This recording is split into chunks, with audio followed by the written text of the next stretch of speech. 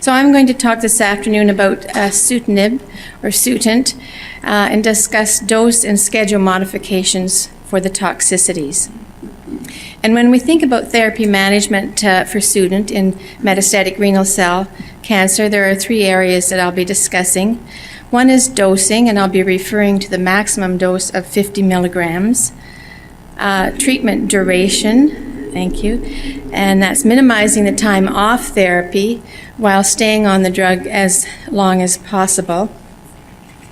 And side effect management. And this is all to obtain the optimal efficacy. Now, when we talk about dosing, and again I say 50 milligrams of Sutent, we know from clinical trials that the higher the concentration of Sutent in the blood, the higher the probability of a response.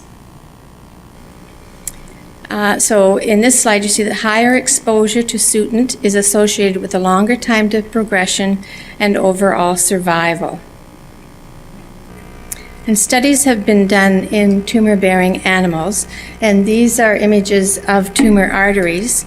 And in the first one, you can see the vasculature, the blood supply in the untreated tumor. And in the second one, after 7 days on Sutent, you can see a significant decrease in the blood flow to the tumor. And then already after 2 days off of the Sutent, the blood flow is coming back. And 7 days off of the drug is a significant return of the blood flow to the tumor. And this is one of the reasons that we do our re-imaging at the time the patient is on therapy. And this is another slide depicting some of the same information. You can see the blood flow here to the tumor. And this shows the antiangiogenic effect of the drug. These drugs are not meant to destroy the tumor, rather they decrease the blood flow to the tumor. And when there is no blood flow, there's less edema in the tumor and often less pain. And then after cessation of the drug, you can see the rapid vascular regrowth in the tumors. And so these are clear arguments for remaining off the drug for a shorter period of time.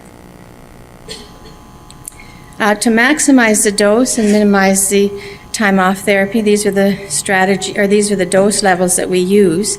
The starting dose of 50 milligrams, 4 weeks on and 2 weeks off, and this is continued if well tolerated and there's a response. You can try to reduce the period to 1 week off if it's well tolerated, but rarely are dose escalations possible. Very well tolerated and active starting dose for most patients is 50 milligrams, again the higher dose, 2 weeks on and 1 week off. This can be escalated to 3 weeks on and 1 week off if well tolerated.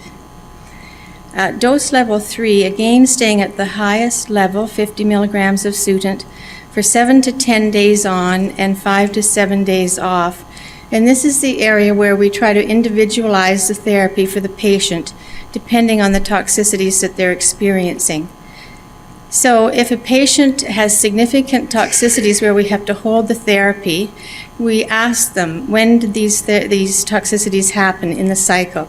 And if it was on day 8, we stop at that time, give the break, and allow those toxicities to recover, and that becomes the individual schedule for that patient.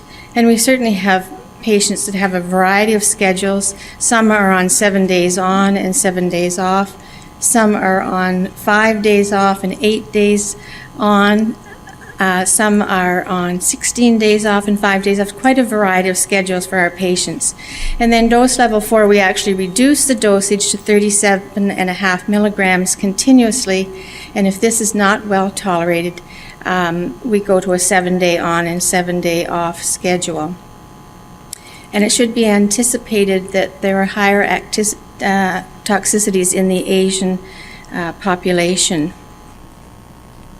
And these are the dose modifications for sorafenib, and we start at 400 milligrams twice a day. and continue this as long as it's well tolerated and there is a response. And patients that progress may benefit from dose escalation. What I wanted to point out in this slide is that if patients do not tolerate the 400 milligrams twice a day, we reduce then to 200 milligrams 3 times a day, rather than going down by half. Now, and when we talk about treatment duration, in the phase 3 trial, response rates increased the longer patients were on Sutent. So patients should remain on therapy until clear evidence of disease progression. Patients with a mixed response, and what I mean by this is that if you have stable disease and develop a brain metastasis, for instance, or a pleural effusion, therapy should not be discontinued. Rather, those new lesions should be treated with local therapies such as surgery or radiotherapy, and the scheduling should continue on. And patients that are on second-line therapy with an mTOR treatment should be considered for retreatment with Sutent because it can become active again. In the phase 3 study, patients received Sutent for a median time of 11 months, and in the expanded access program, over half of the patients received long-term Sutent therapy for a median treatment duration of 15.6 months. So it's quite safe to administer Sutent for a prolonged period of time. And certainly we have patients that have been on Sutent 4 years, 5, even 6 years. And in this instance, you have to monitor for the cumulative toxicities of hypothyroidism or decline in kidney function. But I will talk a little bit about my role and how we manage patients at the Odette Cancer Center. We see all of our patients after the first 2 weeks on therapy to assess for early toxicity and to adjust the dose and schedule based on that assessment. And once the tolerated dose and schedule is established, I keep calendars on all patients with their individual schedules. And I check blood work at the start of each course of treatment, and certainly patients who've been on drug for a prolonged period of time, the frequency of these tests can be reduced. I phone patients at the start of each cycle to certainly discuss the blood counts and make sure they're adequate to proceed with the therapy. But as well, it's a much more comprehensive assessment of the side effects that they're experiencing, how they're managing them, and always with thought in the back of my mind of some of the complications that patients can develop, such as hypercalcemia, brain metastases, hypertensive crises, pleural effusions, pulmonary embolus, the lung toxicities with the mTOR therapies. And we have a very low threshold to bring patients back in to see the doctor if there's any suspicion that these might be occurring. It also gives me an opportunity to build a trusting and supportive relationship with patients and families. In conclusion, or in summary, we've talked about dosing, so starting at 50 milligrams a day for a 4-week on and 2-week off schedule, or individualizing the schedule.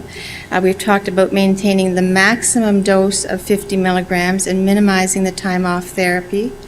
We've talked about time to duration, staying on the therapy as long as there's clear evidence of clinical benefit. And we've talked about monitoring and providing timely management of side effects, all to achieve optimal clinical benefit with Sutent. The first question is, sometimes patients underreport their side effects for fear that the doctor will take them off the drug, and how do we manage this type of issue? Well, unfortunately, I think if patients are experiencing significant side effects, it will become obvious, and they have to stay off the drug then until they resolve these toxicities because they become too ill. We all metabolize drugs differently, so that's how we try to individualize the therapy for patients. The goal is really to try to keep people on therapy for as long as possible. And in order to do that, we want to minimize the side effects so that it is a tolerable dose and schedule for patients. And that's generally how we manage it. And, we encourage reporting in the clinic setting, but also I think through the phone calls with me, because it may be less intimidating sometimes to have conversations over the phone about side effects. We're able to have a better understanding of what people are experiencing and manage it appropriately. The other question is, what do I think about patient taking a drug holiday, and what if there's no evidence of disease? I think if patients have been on therapy for some time, they're feeling well, and they have stable disease, it's quite appropriate to take a drug holiday. And that would be discussed with the physician in terms of what the timing of that would be. If there's no evidence of disease, we really don't have anything to measure, and you could be experiencing toxicities of therapy.